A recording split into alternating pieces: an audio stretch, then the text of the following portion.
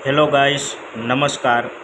I am Rhythm Technoplast industry Rajkot Gujarat Khirsara GIDC। Sir वो इस type का नॉब है, 28 डायमीटर है वो फ्लावर का।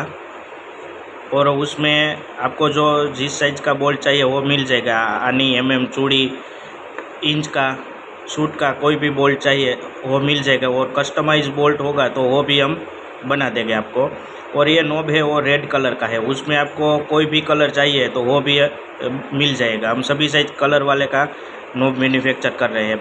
ओनली वो अभी आपको जो दिखा रहा है वो रेड कलर का है, उसमें आपको जो भी साइज चाहिए वो मिल जाएगा। आपको जो भी कलर चाहिए, जो भी कस्टमाइज आपको कोई बोल्ट है या फ्लावर का पैटर्न है तो वो भी हम बना देंगे। इस टाइप का वो फ्लावर है, उसमें रेड कलर है, उसमें आप जो चाहो वो कलर मिल जाएगा। कोई भी प्रोडक्ट, कोई भी नॉब में आपको जो भी कलर चाहिए, जो भी थ्रेड चाहिए वो हम बना देंगे। हमारा मैन्युफैक्चर का काम है इसलिए। Okay sir, thank you.